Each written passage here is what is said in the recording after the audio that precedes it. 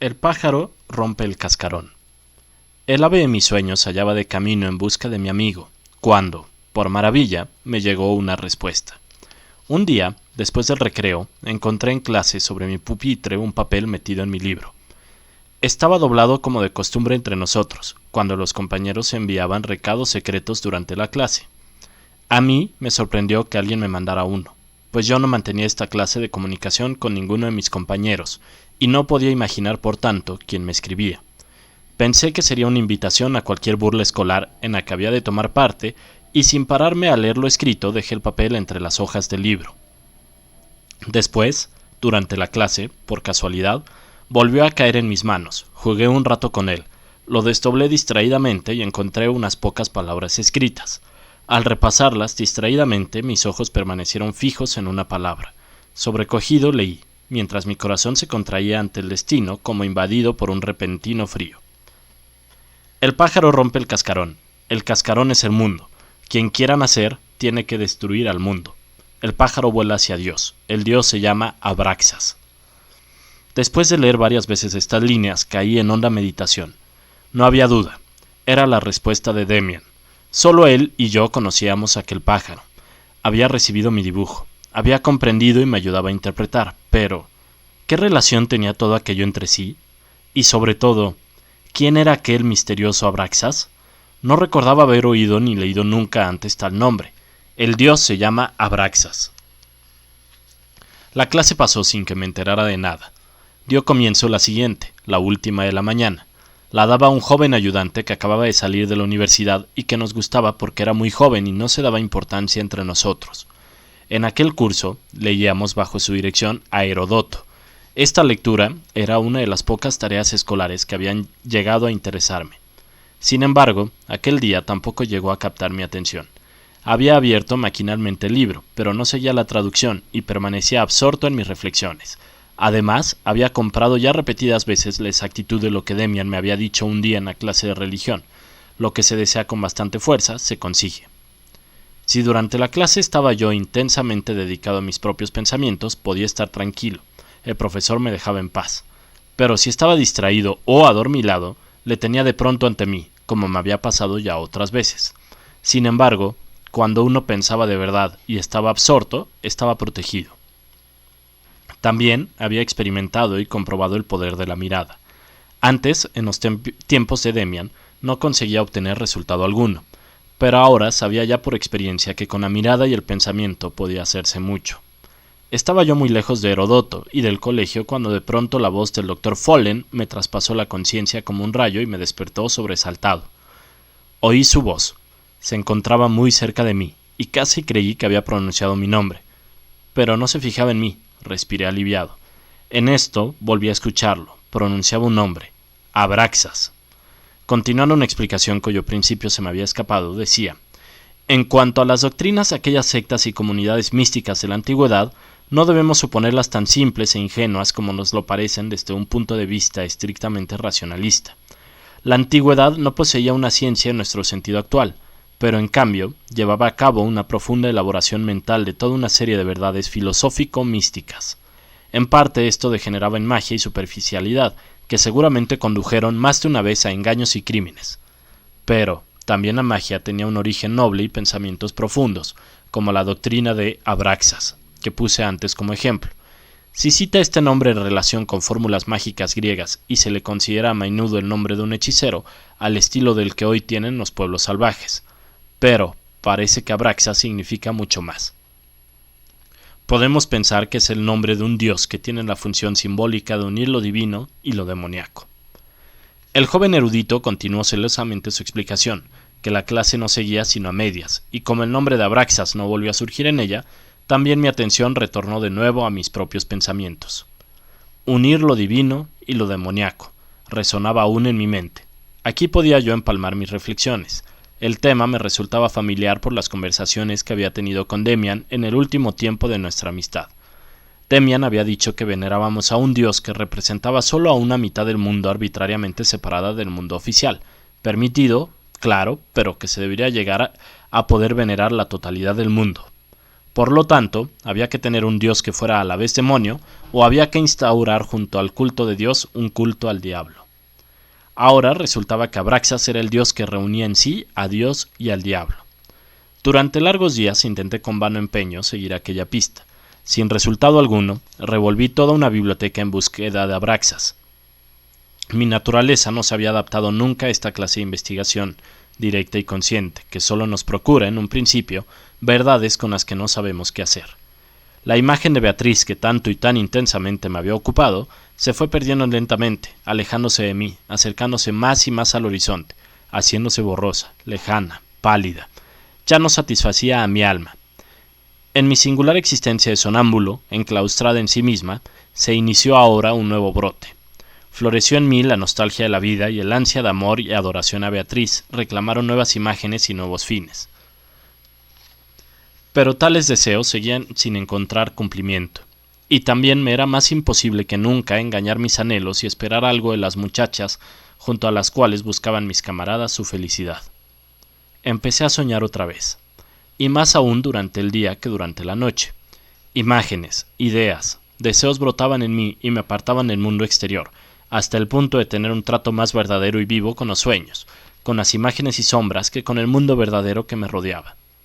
Un cierto sueño, una fantasía constantemente repetida, llegó a adquirir máxima significación. Este sueño, el más importante y tenaz de toda mi vida, era aproximadamente como sigue. Yo regresaba a la casa paterna. Encima de la puerta resplandecía el pájaro heráldico, amarillo sobre fondo azul. Mi madre salía a mi encuentro, pero cuando yo entraba y me disponía a abrazarla no era ya ella, sino una figura nunca vista, alta y majestuosa, parecida a Max Demian y a mi primer dibujo, y al mismo tiempo distinta, y a pesar de su arrogancia completamente femenina. Esta figura me atraía hacia sí, y me acogía en un abrazo amoroso, profundo y vibrante. El placer y el espanto se mezclaban. El abrazo era culto divino y a la vez crimen. En el ser que me estrechaba anidaban demasiados recuerdos de mi madre, demasiados recuerdos de mi amigo Demian. Su abrazo atentaba contra las leyes del respeto, y, sin embargo, era pura bienaventuranza. Muchas veces me despertaba con un profundo sentimiento de felicidad, otras con miedo mortal y conciencia atormentada, como si despertara de un terrible pecado. Solo muy poco a poco y de un modo inconsciente fue estableciéndose un enlace entre esta imagen puramente interior y la indicación llegada a mí desde el exterior sobre el Dios que había de ser buscado. Pero este enlace se hizo luego cada vez más estrecho e íntimo, y comencé a sentir que precisamente en aquel sueño conjuraba a Abraxas. Placer mezclado con espanto, hombre y mujer entrelazados, lo más sagrado junto a lo más horrible, la culpa más negra palpitando bajo la más tierna inocencia. Así era mi sueño de amor, así era también Abraxas. El amor no era un oscuro instinto animal, como en un principio lo había sentido, ni era tampoco una piadosa adoración espiritual como la que yo había consagrado a la imagen de Beatriz. Eran ambas cosas, ambas y muchas más. Era ángel y demonio, hombre y mujer en uno, hombre y animal, sumo bien y profundo mal. Lo deseaba y lo temía, pero estaba siempre presente, siempre por encima de mí. En la primavera siguiente iba a dejar el colegio para ir a la universidad, aunque todavía no sabía cuál ni tampoco a qué facultad. Sobre mi labio superior crecía un pequeño bigote. Ya era un hombre hecho y derecho, y sin embargo estaba completamente desorientado. Solo había una cosa segura en mí, la voz de mi interior, mi sueño. Sentía el deber de seguir ciegamente aquella guía, pero me era harto difícil y todos los días me rebelaba contra él. A veces pensaba si estaría loco, o no sería quizás como los demás hombres. Mas por otro lado podía hacer todo lo que ellos hacían. Con un poco de aplicación y de trabajo podía leer a Platón, resolver problemas trigonométricos y seguir un análisis químico. Pero había una cosa de la que no era capaz: arrancar la meta vital que se ocultaba oscuramente en mi interior y plasmarla ante mis ojos, como lo hacían todos aquellos que sabían perfectamente que iban a ser profesor o juez, médico o artista. Cuánto tardarían en llegar y qué ventajas tendrían. Yo no podía. Quizás también llegaría yo un día a algo, pero ¿cómo iba a saberlo?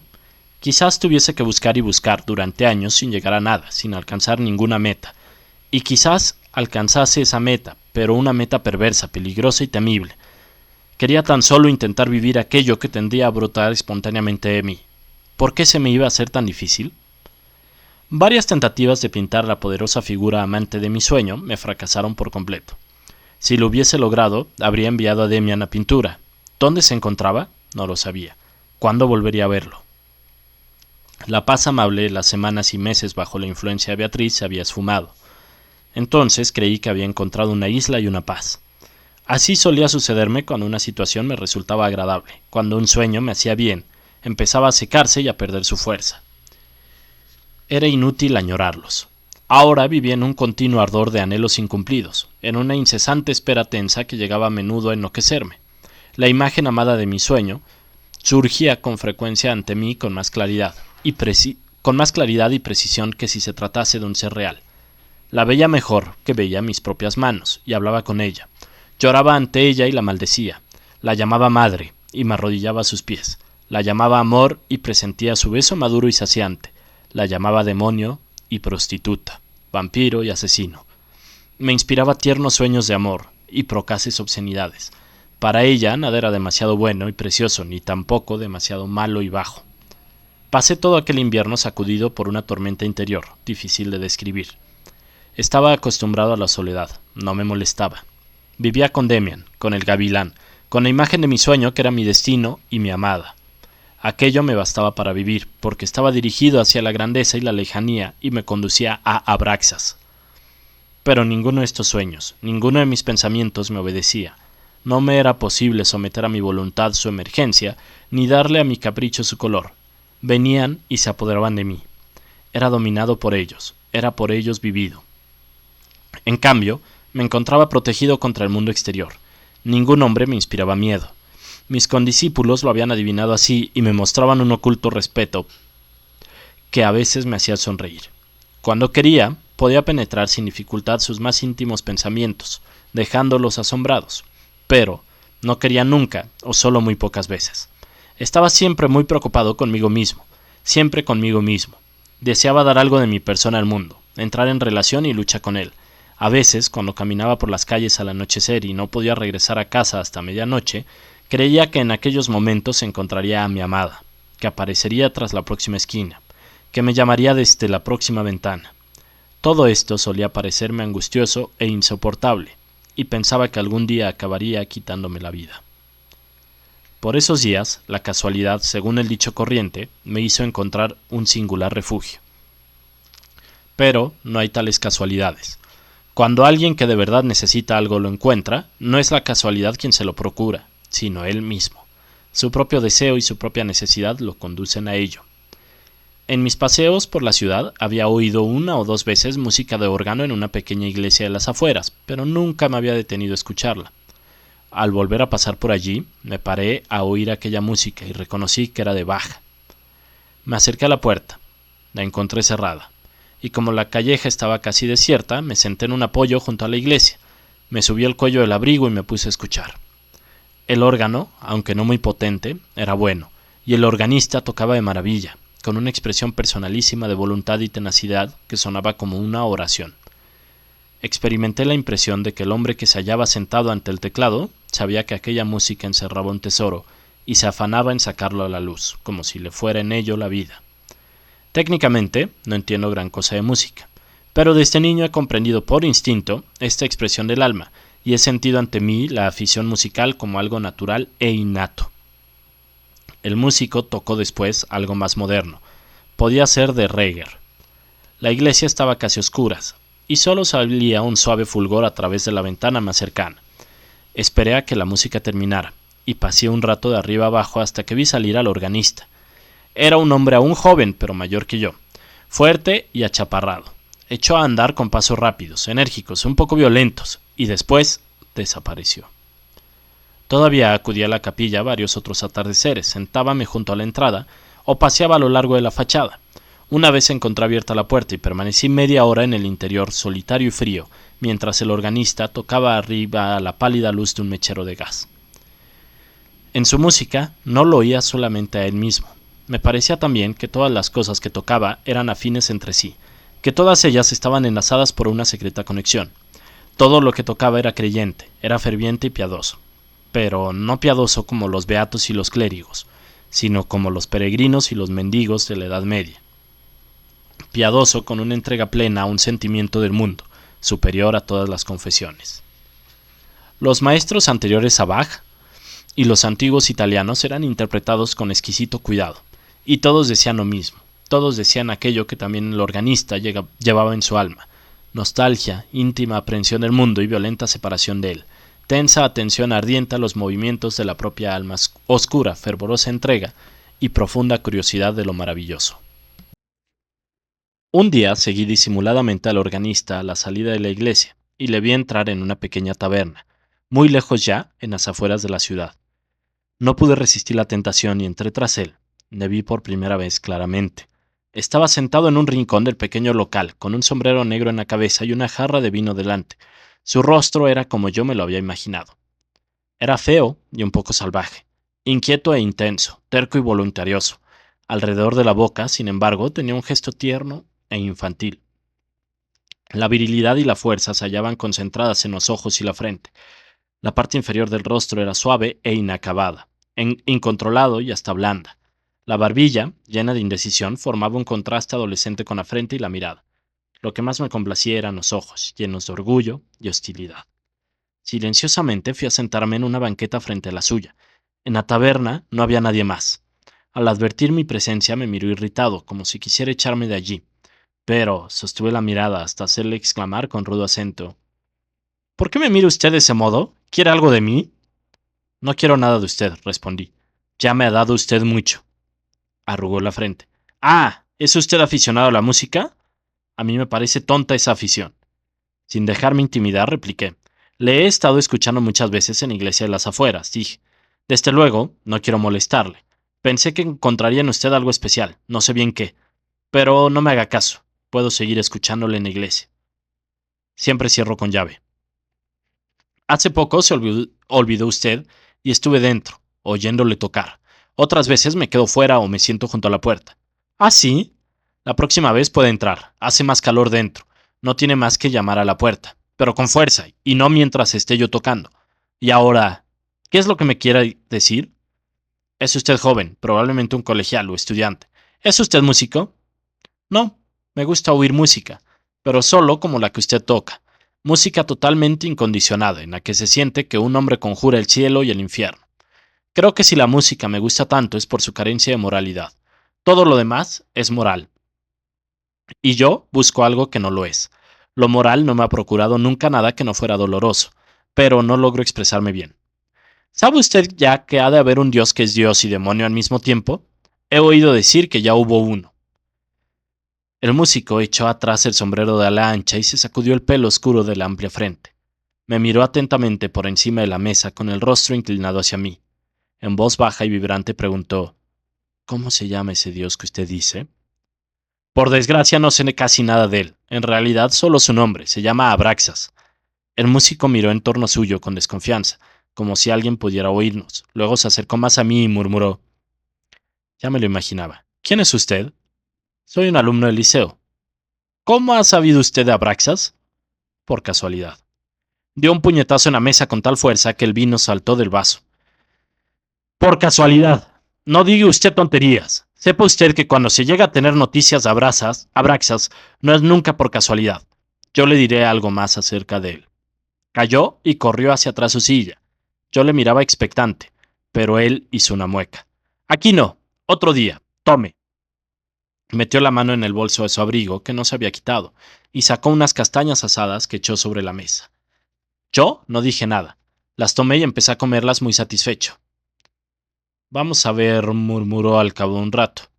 ¿Cómo ha sabido usted de él? No vacilé en contárselo. Fue una época en la que me sentía muy solitario y perplejo.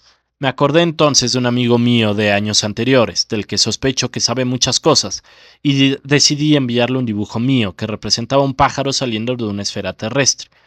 Algún tiempo después, cuando ya desconfiaba de obtener la respuesta, llegó a mis manos un papel con las siguientes líneas: el pájaro rompe el cascarón.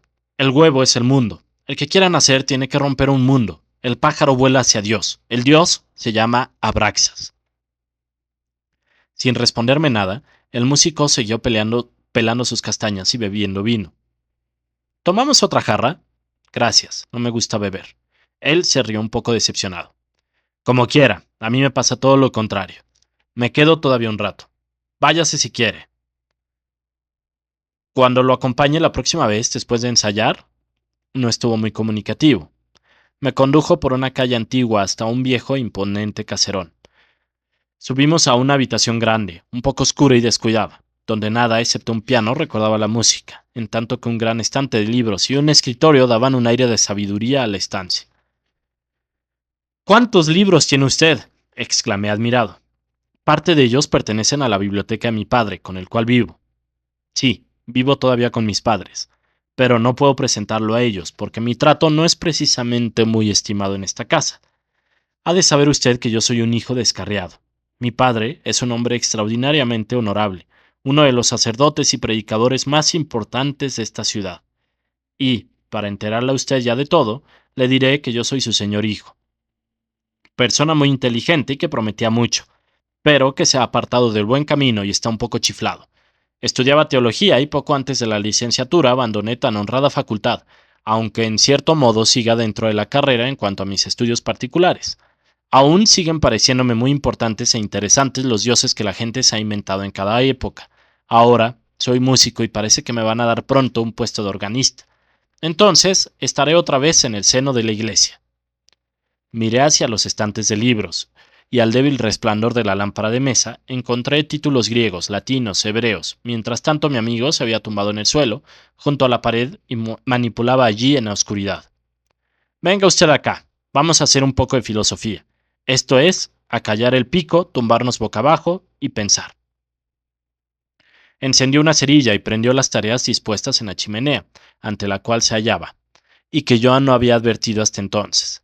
La llama se elevó, alta, y mi huésped atizó y alimentó el fuego con exquisito cuidado. Yo me eché a su lado sobre la alfombra gastada y como él clavé mis ojos en el fuego, y los dos permanecimos durante más de una hora callados, boca abajo frente al fuego crepitante, observando cómo llameaba y ardía, cómo se achicaba y se retorcía, oscilaba y chisporroteaba hasta convertirse en un silencioso y perdido montón de brasas. La adoración del fuego no ha sido de lo más tonto que se ha inventado, murmuró una vez entre dientes mi acompañante. Fuera de esto, ninguno de los dos pronunciamos una sola palabra. Con los ojos fijos en el fuego y sumido en un hondo ensueño silencioso, veía figuras en el humo y formas en la ceniza. De pronto, me sobresalté. Mi compañero había echado un trozo de resina al fuego. De repente brotó una pequeña y delgada llama, en la que vi al pájaro con la cabeza amarilla de gavilán. En las brasas agonizantes refulgían hilos dorados y ardientes formando redes. Aparecían letras y dibujos, recuerdos de rostros, animales, plantas, gusanos y culebras. Cuando me desperté y miré a mi amigo, lo vi con la barbilla apoyada sobre los puños, concentrado en la ceniza, con mirada fanática y fervorosa. Tengo que irme, dijo en voz baja. Está bien, váyase. Hasta la vista. No se levantó, y como la lámpara se había apagado, tuve que andar trabajosamente a tientas a través del cuarto y luego por los corredores y escaleras hasta ganar la salida del viejo caserón.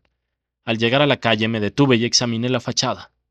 Ninguna de las ventanas dejaba escapar el más mínimo resplandor. Una placa de bronce relucía en el portal a la luz de un farol vecino. Pistorius párroco, leí en ella. Una vez en casa, al encontrarme en mi cuarto después de cenar, me di cuenta de que no había averiguado nada sobre Abraxas ni sobre Pistorius, y que apenas habíamos intercambiado 10 palabras. A pesar de ello, estaba muy satisfecho de la visita. Para la próxima vez, mi nuevo amigo me había prometido una pieza exquisita de música de órgano antiguo, un pasacalle de Buxtehude. Sin que yo lo supiera, el organista Pistorius me había dado una primera lección mientras estaba tumbado junto a él, en el suelo, ante la chimenea de su triste cuarto de solitario. La contemplación del fuego me había hecho bien, había confirmado y fortificado en mí tendencias que siempre había entrañado, pero que jamás me había cuidado de fomentar. Poco a poco fui apreciándoles fragmentariamente con mayor claridad. Poco a poco fui viendo claro, al menos parcialmente, ya desde niño me había gustado contemplar las formas extrañas de la naturaleza, no observándolas simplemente, sino entregándome a su propia magia, a su profundo y barroco lenguaje. Las raíces largas y fosilizadas de los árboles, las vetas coloreadas de la piedra, las manchas de aceite flotando sobre el agua, las grietas en el cristal. Todas estas cosas habían ejercido antaño una gran fascinación sobre mí, sobre todo el agua y el fuego, el humo, las nubes, el polvo y especialmente las manchas de colores que veía girar al cerrar los ojos. En los días siguientes a mi visita a Pistorius comenzó a atraerme de nuevo todo ello, pues advertí que una cierta sensación de alegría y de fuerza surgida en mí después de aquella tarde, una intensificación de mi conciencia de mí mismo, la debía por entero a mi larga contemplación del fuego, benéfica y enriquecedora. Entre las pocas experiencias que he realizado en el camino hacia mi verdadera meta vital, se cuenta la contemplación de esas imágenes. La entrega a las formas irracionales, barrocas y extravagantes de la naturaleza produce en nosotros un sentimiento de concordancia entre nuestro interior y voluntad que las ha producido. Nos sentimos tentados a creerlas caprichos nuestros, creaciones propias. Vemos vacilar y disolverse la frontera entre nosotros y la naturaleza, y adquirimos conciencia de un estado de ánimo en el que no sabemos si las imágenes en nuestra retina provienen de impresiones exteriores o interiores. Ninguna otra práctica nos descubre tan fácil y sencillamente como esta, hasta qué punto somos también nosotros creadores y cómo nuestra alma participa siempre en la continua creación del mundo. Una misma divinidad indivisible actúa en nosotros y en la naturaleza, y si el mundo exterior desapareciese, cualquiera de nosotros sería capaz de reconstruirlo, pues la montaña y el río, el árbol y la hoja, la raíz y la flor, todo lo creado en la naturaleza, está previamente creado en nosotros, proviene del alma, cuya esencia es eternidad, esencia que escapa a nuestro conocimiento, pero que se nos hace sentir como fuerza amorosa y creadora. Algunos años después, encontré confirmada esta observación en un libro de Leonardo da Vinci, en el que se comentaba lo sugestivo e interesante que era contemplar un muro en el que había escupido mucha gente. Delante de aquellas manchas sobre el muro húmedo, Leonardo había sentido lo mismo que Pistorius y yo delante del fuego. En nuestro siguiente encuentro, el organista me dio una explicación. Suponemos siempre demasiado estrechos los límites de nuestra personalidad. Adscribimos tan solo a nuestra personalidad aquello que distinguimos como individual y divergente, pero cada uno de nosotros es en el ser total del mundo, y del mismo modo que nuestro cuerpo integra toda la trayectoria de la evolución, hasta el pez e incluso más atrás aún, llevamos también en el alma todo lo que desde un principio ha vivido en las almas de los hombres. Todos los dioses y los demonios habidos, sea entre los griegos, los chinos o los cafres, todos están con nosotros, están presentes, como posibilidades, deseos o caminos. Si toda la humanidad muriese, con la única excepción de un solo niño medianamente dotado, este niño superviviente volvería a hallar el curso de las cosas y podría crearlo otra vez todo.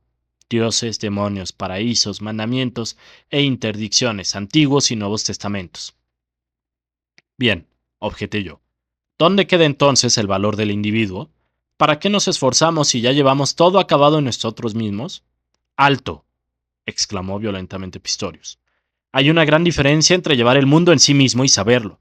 Un loco puede tener ideas que recuerden a Platón, y un pequeño y devoto colegial en el Instituto de Herrnhut pueden recrear las profundas conexiones mitológicas que aparecen en los gnósticos o en Zoroastro.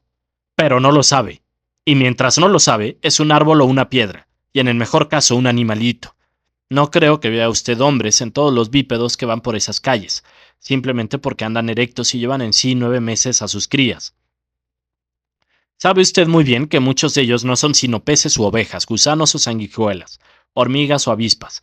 Todos ellos entrañan posibilidades de llegar a ser hombres, pero solo cuando las vislumbran y aprenden a llevarlas en parte a su conciencia es cuando puede decirse que disponen de ellas. De este género solían ser nuestras conversaciones. Raras veces me proporcionaba algo totalmente nuevo, algo sorprendente. Todas, sin embargo, hasta la más banal, daban suave pero insistentemente en el mismo punto. Todas me ayudaban a formarme. Todas me ayudaban a quitarme una piel, romper el cascarón. Y de cada conversación sacaba la cabeza más alta, más libre, hasta que mi pájaro amarillo sacó su hermosa cabeza de ave de rapiña del destruido cascarón del mundo. A menudo nos contábamos nuestros sueños, a los que Pistorius sabía dar una interpretación. Ahora recuerdo un caso curioso. Yo había soñado que volaba, pero no por facultad propia, sino lanzado a través de los aires por un violento impulso del que no era dueño. La sensación de este vuelo, deliciosa al principio, no tardaba en trocarse en miedo cuando me veía disparado a alturas vertiginosas, Pero entonces descubría con satisfacción que podía regular la ascensión y el descenso reteniendo y dejando escapar el aliento. A esto Pistorius dijo: el impulso que le hace a usted volar es nuestro patrimonio humano que todos poseemos. Es el sentimiento de unión con las raíces de toda fuerza, pero pronto nos asalta el miedo. Es tan peligroso.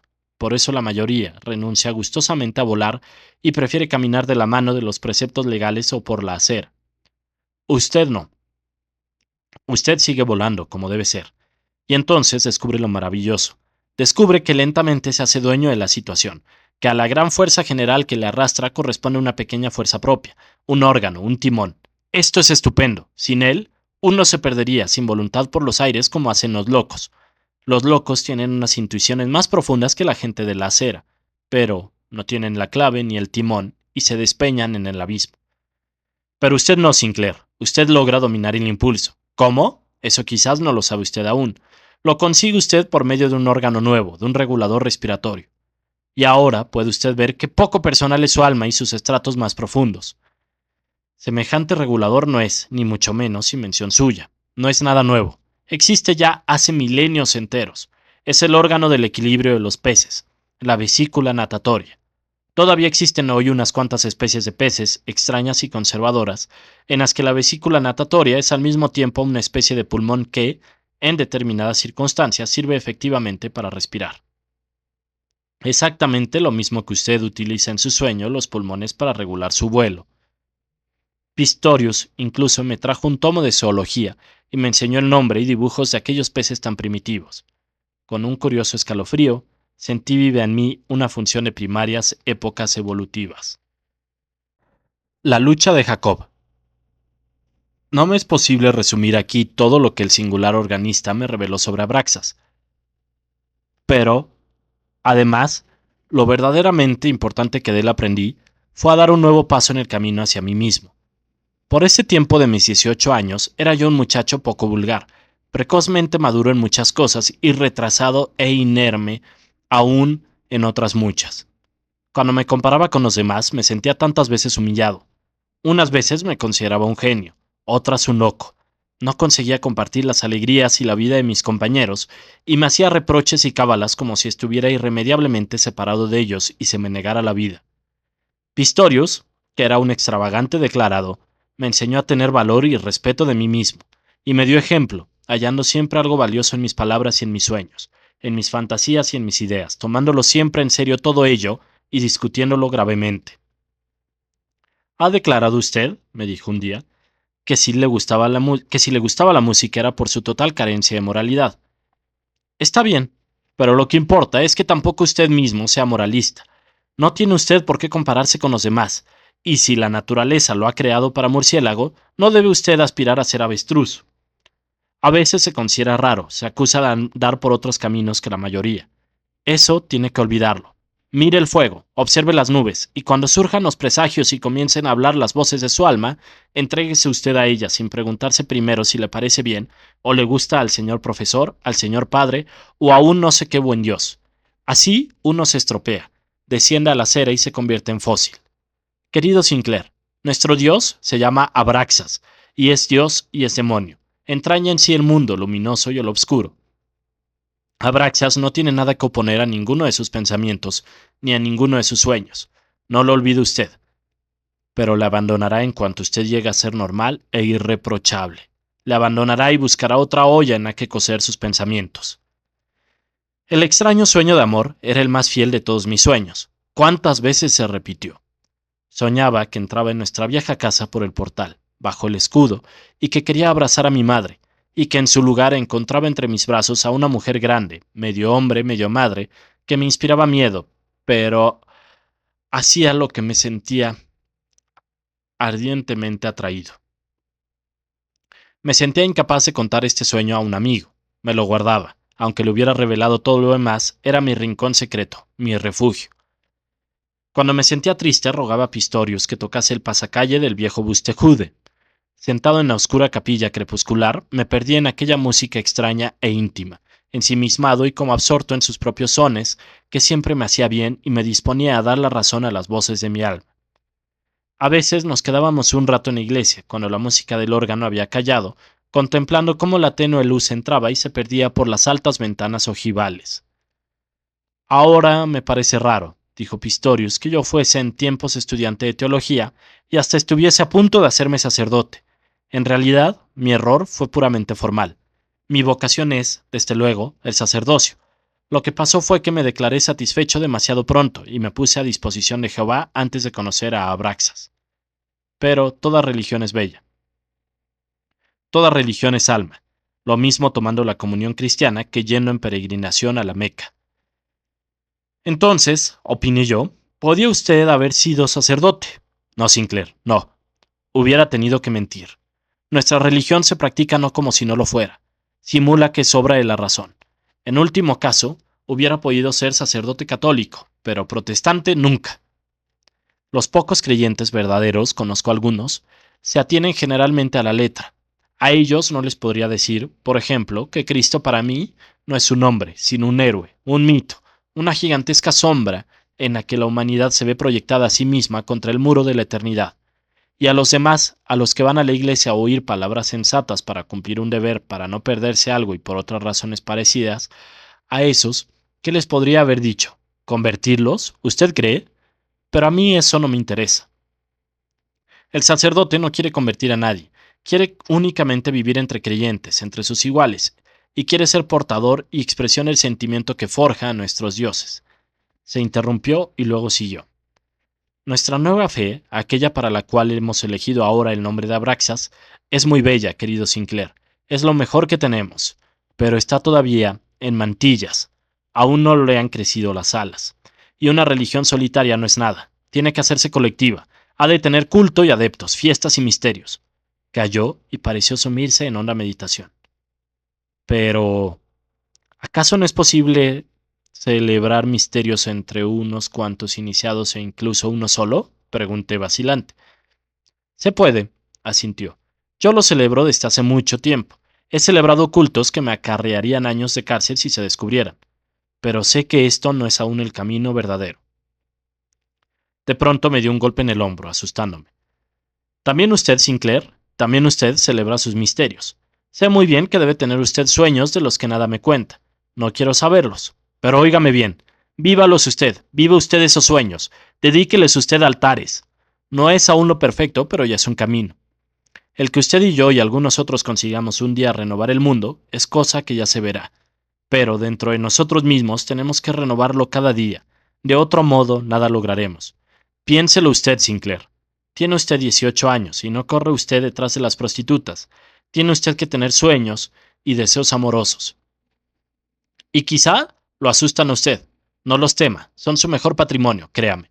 Yo he perdido mucho por haberme empeñado en yugular tales sueños. Cuando tenía su edad. Eso no debe hacerse. Cuando se conoce a Abraxas ya no se debe hacer. No hay que temer nada ni creer ilícito nada de lo que nos pide el alma. Asustado, objeté. Pero no se puede hacer todo lo que a uno le apetece. No se puede matar a un hombre porque a uno le resulta desagradable. Se acercó más a mí. En determinadas circunstancias se puede hasta eso, pero la mayoría de las veces se trata de un error. Yo no digo que usted haga todo lo que pase por su mente, no. Pero tampoco debe usted envenenar las ideas reprimiéndolas y moralizando en torno a ellas, porque tienen un sentido. En lugar de crucificarse a uno mismo o crucificar a otro, podemos beber todos en el mismo cáliz, elevando solemnemente nuestro ánimo y pensando en el misterio del sacrificio. También, sin necesidad de tales actos, podemos tratar con amor y tolerancia nuestros instintos, los cuales nos mostrarán entonces su sentido. Cuando otra vez se le ocurra algo verdaderamente insensato y pecaminoso, cuando siente usted la comezón de matar a alguien o cometer alguna monstruosa obscenidad, piense usted en que es Abraxas quien así fantasea en su interior. El hombre a quien quiere matar nunca es fulano o mengano, seguramente es solo un disfraz. Cuando odiamos a un hombre, odiamos en su imagen algo que se encuentra en nosotros mismos. Lo que no está dentro de nosotros mismos no nos inquieta. Nunca había dicho Pistorius nada que me llegara tan hondo. No pude contestar nada. Lo que me había impresionado vivamente era la coincidencia de estas palabras con las de Demian, que yo llevaba en mi alma desde hacía años. Los dos no se conocían, y los dos me decían lo mismo. Las cosas que vemos, continuó Pistorius con voz más apagada, Son las mismas que hay en nosotros. La única realidad es la que nosotros tenemos. Y si los hombres viven tan irrealmente, es porque aceptan como realidad las imágenes exteriores y ahogan en sí la voz de su mundo interior. También se puede ser feliz así, pero cuando se llega a saber lo otro, se hace ya imposible seguir el camino de la mayoría. El camino de la mayoría es fácil, el nuestro, difícil. Caminemos. Unos días más tarde, después de haberle esperado 2 veces en vano, le encontré por la noche en la calle. Apareció por una esquina solo, empujado por el frío viento nocturno, dando traspiés y completamente borracho. No quise hablarle. Pasó junto a mí sin verme, con ojos alucinados y muy solos, como si siguiera una llamada misteriosa desde lo desconocido. Le seguí hasta el final de una calle. Pistorius se alejaba, como arrastrado por un hilo invisible con paso fanático y a la vez descoyuntado como un fantasma. Entristecido, volví a casa, a mis sueños sin remedio. Así es como él renueva en sí el mundo, pensé. Pero en el acto me di cuenta de la bajeza y el prejuicio moral de aquel reproche. ¿Qué sabía yo de sus sueños? En su embriaguez seguía quizás un camino más cierto que yo en mi temeroso escrúpulo.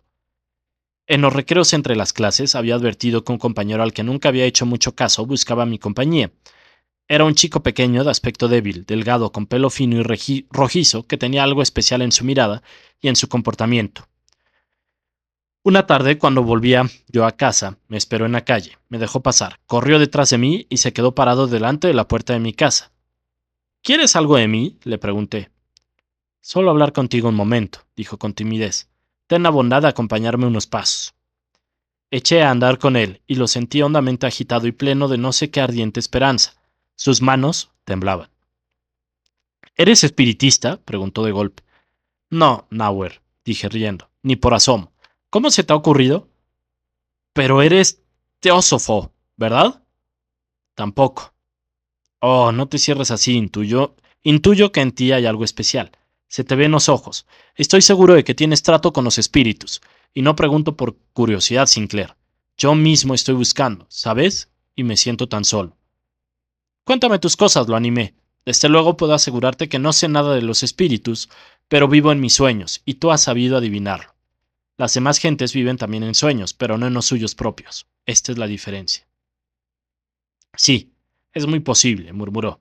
Lo que importa es quizá tan solo cuáles sean los sueños en los que vivimos. ¿Has oído hablar alguna vez de la magia blanca? Hube de confesar que no. Pues, consiste en aprender a dominarse. Así se hace uno inmortal y adquiere poderes mágicos. ¿No has hecho nunca ejercicios de esos? A mis preguntas interesadas sobre esos ejercicios contestó con evasivas misteriosas, hasta que decidí marcharme. Entonces empezó a hablar. Verás, cuando por ejemplo quiero dormirme o simplemente concentrarme, hago uno de estos ejercicios. Pienso en una cosa cualquiera, una palabra, un nombre o una figura geométrica y me la represento luego con la mayor intensidad posible dentro de mí. Intento representármela dentro de la cabeza hasta que la siento en ella. Luego me la represento en la garganta. Y así sucesivamente hasta que ocupa todo mi ser, comunicándole una firmeza y una seguridad que nada consigue ya perturbar. Comprendí más o menos lo que quería decir, pero me daba cuenta de que algo más le inquietaba. Estaba extraordinariamente agitado y nervioso. Intenté facilitarle las preguntas y pronto me expuso su verdadero problema. «Tú eres casto, ¿verdad?», me preguntó temeroso. «¿Qué quieres decir? ¿Te refieres a lo sexual?» «Sí, sí. Yo hace 2 años que lo soy, desde que conozco algo de esa magia. Antes me dedicaba a un vicio, ya sabes». «¿Tú nunca has estado con una mujer?» «No», dije. «Aún no he encontrado la que busco. Pero si la encontrarás y creyeras que era la verdadera, ¿te acostarás con ella?» «Naturalmente, siempre que ella no se opusiera», agregué con algo de burla. «Entonces, es que no estás en lo cierto, Sinclair. Solo observando una absoluta continencia podemos desarrollar nuestras energías interiores. Yo vengo ya guardándola hace 2 años. 2 años y algo más de un mes. Es tan difícil. A veces se me hace ya casi imposible aguantar más». «Oye, Nauer, yo no creo que la castidad sea tan importante». «Ya sé», protestó, «eso es lo que dicen todos, pero no lo hubiera esperado de ti. El que quiera andar por el camino superior de la espiritualidad tiene que mantenerse puro, no cabe duda». «Está bien, hazlo tú así, puesto que tal es tu convicción. Por mi parte, no veo por qué un hombre que reprime su sexo ha de parecernos más puro que los otros. ¿O acaso has conseguido excluir también lo sexual de tus pensamientos y tus sueños?» Me miró con desesperación. «No, Sinclair, no. Y sin embargo, no hay otro camino. Por las noches sueño cosas que ni a mí mismo me atrevería a decir. Sueños terribles, Sinclair. Recordé lo que Pistorius me había dicho sobre los sueños más secretos. Pero aunque sentía la exactitud de sus palabras, me era imposible transmitirlas a Nauer. No podía darle un consejo que no provenía de mi propia experiencia y que yo mismo no me sentía capaz de seguir. Guardé, pues, silenciosamente y sintiéndome humillado al no poder dar consejo a alguien que de mí lo buscaba. Lo he intentado todo, lloriqueaba Nauer junto a mí. He hecho todo lo que se puede hacer, con agua fría, con nieve, con gimnasia, con carreras, pero no sirve de nada. Todas las noches me despierto sobresaltado por sueños en los que no debo pensar, y lo peor es que lentamente voy perdiendo todo lo que he aprendido intelectualmente. Ya casi no consigo concentrarme o dominarme. A veces me paso la noche entera en vela. No voy a poder aguantarlo mucho tiempo. Si al final no puedo luchar, si cedo y me ensucio otra vez, voy a ser más miserable de los que nunca han luchado siquiera. ¿Lo comprendes, verdad? Asentí, pero me fue imposible decir nada. Advertía que Nauer comenzaba a aburrirme, y me asustaba de mí mismo al comprobar que su miseria y su desesperación tan visibles no me producían impresión más honda. Solo asentía que yo no podía ayudarle. Pero, ¿de verdad no puedes decirme nada?, preguntó, al fin entristecido y agotado. Nada, absolutamente. Tiene que haber algún camino. ¿Qué haces tú? Nada puedo decirte, Nauer. En esta cuestión no es posible ayudarse mutuamente. Tampoco a mí me ha ayudado nadie. Tienes que reflexionar sobre ti mismo y hacer luego lo que verdaderamente surja de tu propia esencia. No hay otro camino. Si tú mismo no puedes encontrarte, tampoco encontrarás espíritus ningunos que te sepan guiar. Créeme. El pobre chico me miró desilusionado y súbitamente mudo. Luego, su mirada refugió con repentino odio. Me hizo una mueca y gritó: ¡Ah! Menudo hipócrita estás tú hecho. También tú tienes tu vicio, ya lo sé. Te haces el sabio y en secreto estás en la misma basura que yo y que todos. Eres un cerdo como yo. Todos somos cerdos. Eché a andar y le dejé. Me siguió aún 2 o 3 pasos. Luego se quedó atrás, se volvió y se alejó corriendo. Me invadió un sentimiento mezcla de compasión y asco, y no me pude librar de él hasta que llegué a casa y pude rodearme en mi cuarto de mis dibujos, entregándome con ardiente fervor a mis propios sueños. Enseguida surgió el del portal y el escudo, el de mi madre y el de la mujer desconocida, y vi tan claros los rasgos de la mujer que comencé a dibujar su retrato aquella misma noche. Cuando a los pocos días estuvo terminado, lo colgué al anochecer en la pared de mi cuarto. Puse la lámpara delante y me quedé delante de él como ante un espíritu con el que tenía que luchar hasta conseguir una solución definitiva. Era un rostro parecido a Demian, y en algunos rasgos parecido a mí. Uno de los ojos estaba más alto que el otro. Su mirada flotaba sobre mí con fijeza pensativa, llena de fatalidad. No sé cuánto tiempo permanecí allí, inmóvil ante el dibujo. El enorme esfuerzo interior iba helando mi pecho. Interrogué a aquella imagen y la acusé. La acaricié y la recé de rodillas. Le dije madre y le dije amor. La llamé prostituta y perdida. La nombré Abraxas. Entretanto, iban surgiendo en mí las palabras de Pistorius, o quizás de Demian. No podía recordar cuándo habían sido dichas, pero creía oírlas de nuevo. Eran palabras de la lucha de Jacob con el ángel. No te dejaré hasta que me hayas bendecido. El rostro, iluminado por la lámpara, se transformaba a cada invocación. Se volvía luminoso y claro, y luego oscuro y negro, cerraba los párpados pálidos sobre los ojos muertos y los volvía a abrir lanzando miradas ardientes. Era mujer, hombre, muchacha. Era un niño pequeño, un animal, se disolvía en una mancha, volvía a crecer y a aclararse. Por fin cerré los ojos, impulsado por una poderosa voz interior, y entonces vi el retrato dentro de mí, más grandioso y más potente. Quise arrodillarme delante de él, pero estaba tan dentro de mí que no pude separarlo de mí mismo, como si se hubiera asimilado por completo a mi yo. En este punto comencé a oír un oscuro grave bramido, como de una tormenta de primavera, y rompí a temblar invadido por una nueva sensación indescriptible de angustia y temerosa espera. Fúlgidas estrellas incendiaron y extinguieron a mi vista, y una densa cohorte de recuerdos lejanos, hasta de mi primera y más olvidada infancia, incluso existencias anteriores y estadios primitivos de la evolución, desfiló rápidamente ante mí. Pero mis recuerdos, que parecían repetir toda mi vida hasta lo más íntimo, no acababan ni ayer ni hoy. Toda mi vida seguían reflejando un futuro, me arrancaban del día presente hacia nuevas formas de vida, cuyas imágenes eran terriblemente claras y cegadoras, pero de las que no pude recordar ninguna. Muy avanzada ya la noche, desperté de un profundo sueño. No me había desnudado y yacía de través sobre la cama. De pronto sentí que debía recordar algo importante, pero nada sabía ya de las horas inmediatas. Al encender la luz, aparecieron lentamente los recuerdos. Busqué el retrato, pero ya no estaba en la pared ni tampoco sobre la mesa. Entonces me pareció recordar que lo había quemado. ¿O había soñado que lo había quemado con mis propias manos y me había comido luego las cenizas? Una intensa inquietud convulsa se apoderó de mí. Poseído por un irrefrenable impulso, me puse el sombrero. Salí de la habitación y de la casa. Recorrí calles y plazas, como arrastrado por la tempestad. Espié el silencio delante de la capilla de mi amigo, sumida en las tinieblas. Busqué y rebusqué de un lado a otro, llevado por un oscuro instinto. Atravesé un arrabal sembrado de prostíbulos, en cuyas ventanas se veía aún luz. Más allá, se alzaban algunas casas en construcción, entre montones de ladrillos cubiertos a trozos de nieve sucia y gris. Errando como un sonámbulo por aquel desierto, me acordé de la casa en construcción en mi ciudad natal, a la que Cromer, mi verdugo, me había arrastrado para ajustar cuentas por primera vez. En la noche gris se levantaba ante mis ojos una casa en construcción parecida a aquella, esperándome con su negro portal. Una fuerza me obligaba a entrar. Quise alejarme, tropezando con la arena y los escombros, pero la fuerza era irresistible. Tuve que entrar.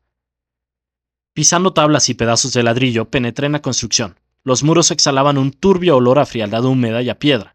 Un montón de arena, clara mancha de gris, resaltaba cerca. Todo lo demás se perdía en oscuridad. De pronto me llamó una voz espantada. —Sinclair, por Dios, ¿de dónde sales? Junto a mí emergió de la oscuridad una silueta humana. Un chico pequeño y delgado como un fantasma y con cabellos erizados. Reconocí que era mi compañero Nauer. —¿Cómo has llegado hasta aquí? —interrogó enloquecido. —¿Cómo has podido encontrarme?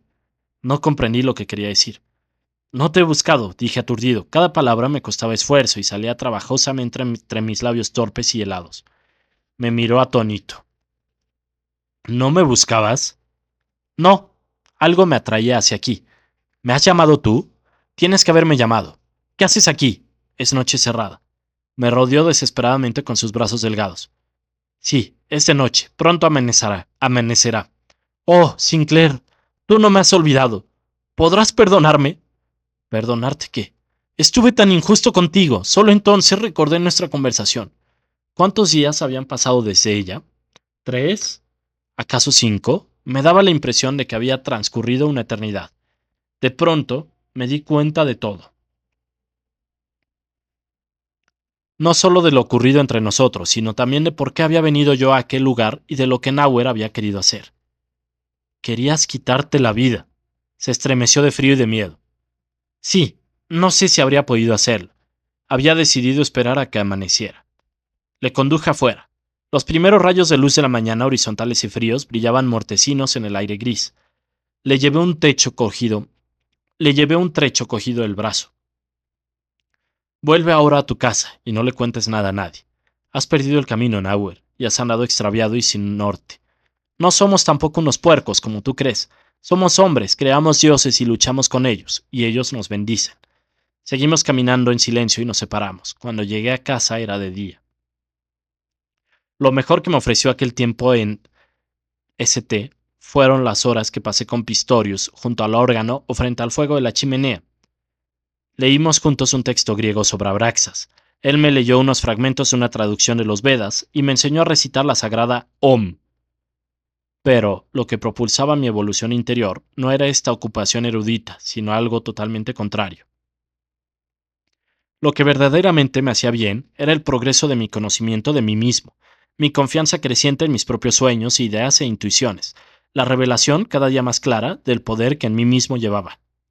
Con Pistorius me entendía en todos los sentidos. No necesitaba más que pensar intensamente en él para que apareciera o me llegara un saludo suyo.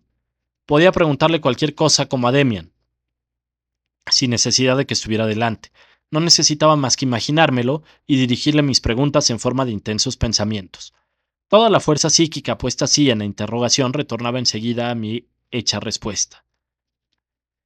Pero en estos casos no era la persona misma de Pistorius la que yo me representaba, ni tampoco la de Max Demian, sino aquella otra por mí soñada y dibujada, la imagen onírica medio masculina y medio femenina de mi demonio familiar. Ahora no vivía ya solamente en mis sueños y sobre el papel, sino en mí como una imagen ideal, como potenciación de mí mismo. Mis relaciones con Nauer, el suicida frustrado, tomaron un matiz curioso y a veces casi cómico. Desde la noche en que yo le había sido enviado, se había agregado a mí como un criado fiel o como un perro. Intentaba enlazar su vida a la mía y me seguía ciegamente. Llegaba a mí con extraños deseos y preguntas, quería ver espíritus, quería aprender la cábala, y no me creía cuando yo le aseguraba que no entendía una palabra de tales cosas. Me creía capaz de todo. Era curioso que muchas veces viniera con sus preguntas tontas y raras precisamente cuando yo mismo tenía algún problema que resolver, y que sus caprichosas ocurrencias y preocupaciones me dieran a menudo la clave y el impulso para solucionar las mías. En ocasiones se me hacía molesto y le mandaba autoritariamente que se fuera, pero no dejaba de advertir que también él no era enviado, que también de él refluía a mí, duplicado todo lo que yo le daba, que también él era un guía, o por lo menos un camino. Los libros y escritos absurdos que me traía y en los que él buscaba su salvación me enseñaron mucho más de lo que al principio pude suponer. Más adelante, Nauer desapareció de mi vida sin pena ni gloria. Con él no hubo necesidad de explicaciones, pero con Pistorius sí. Con Pistorius me sucedió algo muy extraño al final de mi época de colegio en Saint. Todo hombre, por bondadoso que sea, tiene que vulnerar una o varias veces en su vida las bellas virtudes de la piedad filial y la gratitud. Tiene que dar alguna vez el paso que le desliga de sus padres y de sus maestros, y sentir algo de la dureza de la soledad, aunque en su mayoría no puedan soportarla mucho tiempo y vuelvan de pronto a someterse. De mis padres y de su mundo, el mundo claro de mi niñez, me había separado sin lucha, lenta y casi imperceptiblemente me había alejado de ellos. Aquello me dolía, y durante las visitas a casa me amargaba las horas. Sin embargo, no llegaba hasta el corazón, se podía soportar. Muy distinto es cuando nuestra veneración y nuestro cariño son ajenos a todo hábito y corresponden a una pura inclinación. Cuando de todo corazón hemos sido el amigo o el discípulo. En estos casos es un instante amargo y terrible aquel en el que vislumbramos de repente que la corriente dominante en nosotros quiere apartarnos de la persona querida. Cada uno de los pensamientos que rechazan al amigo o al maestro se vuelve entonces, con aguijón envenenado, contra nuestro propio corazón, y cada uno de los golpes que asestamos nos hiere, de retorno, en el rostro. A quien creía actuar según una moral válida se le aparecen las palabras infidelidad e ingratitud como vergonzosos reproches y estigmas. El corazón aterrado huye temeroso a refugiarse en los amados valles de las virtudes infantiles. Me costaba trabajo comprender que también esta ruptura ha de ser llevada a cabo, que también hay que cortar este lazo. Poco a poco había ido naciendo en mí un sentimiento opuesto a seguir aceptando tan incondicionalmente a mi amigo Pistorius como guía. Durante los meses más importantes de mi adolescencia, toda mi vida había girado en torno de su amistad. Su consejo, su consuelo y su presencia habían sido lo mejor que yo había tenido. A través de él, Dios me había dado el valor de aceptarme a mí mismo. De su boca habían salido mis sueños clarificados e interpretados. Y ahora sentía una creciente resistencia contra Pistorius. Creí oír demasiadas enseñanzas en sus palabras, y sentí que captaba solamente una parte de mi ser. Entre nosotros no hubo disputa ni escena ninguna. No hubo ruptura, ni siquiera un ajuste de cuentas. No hubo más que una sola palabra mía, inofensiva en sí, pero que señaló el momento en que una ilusión se rompió entre nosotros en irisados pedazos. El presentimiento de que esto sucedería me venía obsesionando desde hacía tiempo, y se transformó en certidumbre un domingo en su vieja habitación de sabia. Estábamos tumbados en el suelo, frente al fuego. Él hablaba sobre los misterios y formas de religión que estudiaba y en los que meditaba y cuyo posible futuro le preocupaba. Mas para mí, todo aquello era más curioso e interesante que realmente vital. Me sonaba a erudición, a fatigada rebusca bajo las ruinas de mundos pasados, y de repente sentía una gran repugnancia contra toda esta actitud espiritual, contra este culto a las mitologías y este mosaico de viejas doctrinas religiosas. Pistorius, dije súbitamente, con una explosión de maldad que a mí mismo me asustó y sorprendió. Debiera usted contarme algún sueño, un sueño verdadero que haya tenido por la noche. Sabe, eso que me está contando es tan arqueológico. Nunca me había oído mi amigo hablar así. y yo mismo advertí en el acto con sobresalto y vergüenza que la flecha que le disparaba, hiriéndole en el corazón, la había tomado de su propia aljaba, pues dirigía ahora contra él, malignamente abusado, un reproche que le había oído hacerse a sí mismo en tono irónico. Pistorius se percató de mi intención inmediatamente y se quedó callado. Lo observé con el corazón en un puño y vi cómo se ponía profundamente pálido. Después de un largo silencio, colocó un leño en el fuego y dijo muy tranquilo: «Tiene usted razón, Sinclair. Es usted un muchacho muy inteligente. No volveré a importunarle con mis arqueologías». Hablaba muy serenamente, pero yo advertí en su acento el dolor de la herida. ¿Qué había hecho yo? Estuve a punto de echarme a llorar. Quise volverme hacia él con cariño, pedirle perdón, confirmarle mi amistad, mi profunda gratitud. Me acudieron a la mente palabras llenas de emoción, pero no pude pronunciarlas. Me quedé tumbado mirando el fuego y callado. Él tampoco habló. Y así permanecimos los dos mientras el fuego se consumía y se desmoronaba, y con cada llama que se extinguía, sentía que algo hermoso y profundo que nunca más volvería se apagaba y volatilizaba. Temo que me haya usted comprendido mal, dije, por último entre dientes, con voz seca y ronca. Estas estúpidas palabras sin sentido salieron automáticamente de mis labios, como si estuviese leyendo el folletín de un periódico. Lo comprendo, murmuró Pistorius. Es usted quien tiene razón. Se interrumpió y luego siguió lentamente, en la medida que un hombre puede tener razón contra otro hombre. No, no, clamaba algo en mí. No tengo razón. Pero no pude decir nada. Sabía haberle señalado con aquella sola palabra una debilidad esencial, su miseria y su llaga.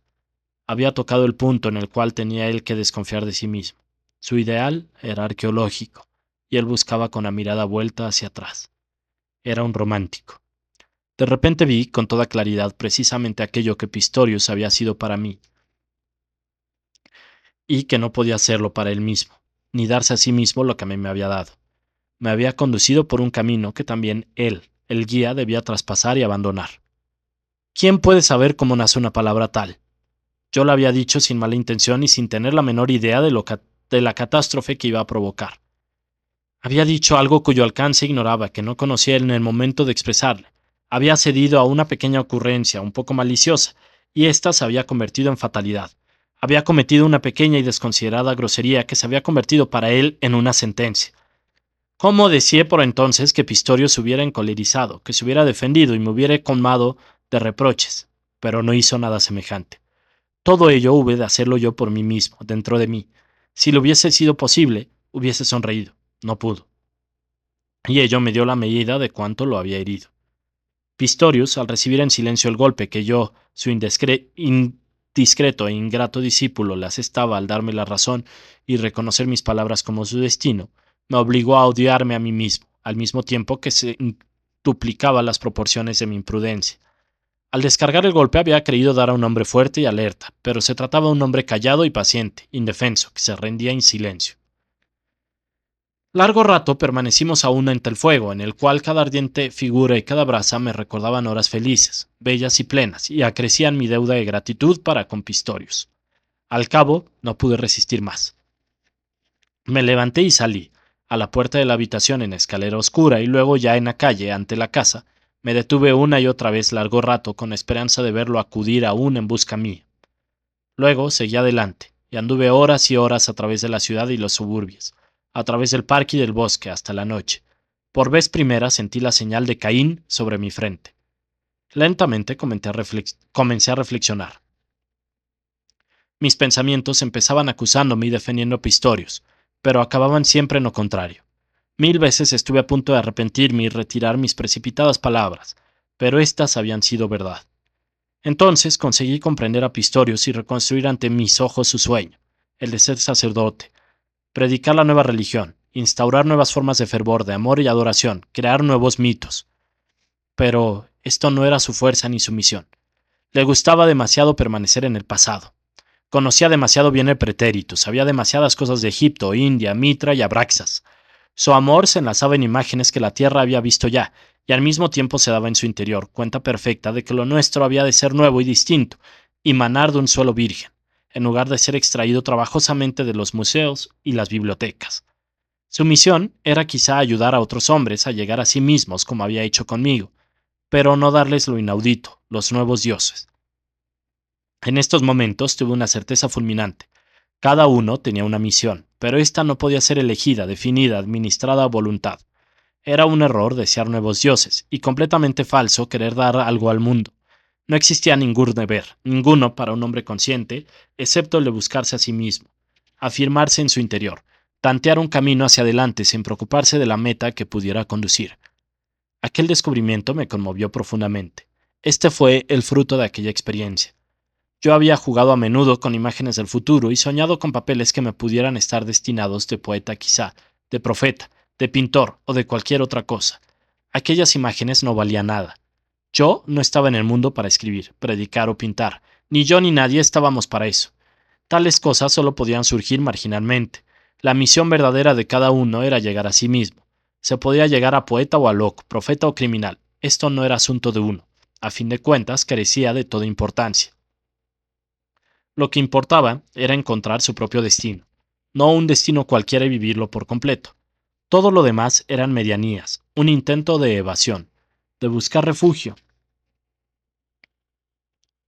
en el ideal de la mesa. Era amoldarse, era miedo ante la propia individualidad.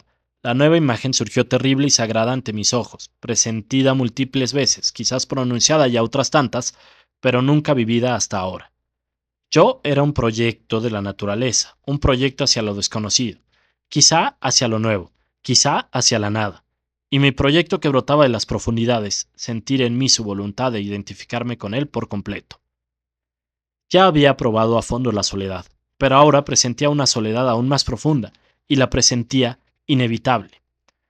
No hice tentativa alguna de reconciliarme con Pistorius. Seguimos siendo amigos, pero nuestra relación sufrió un profundo cambio.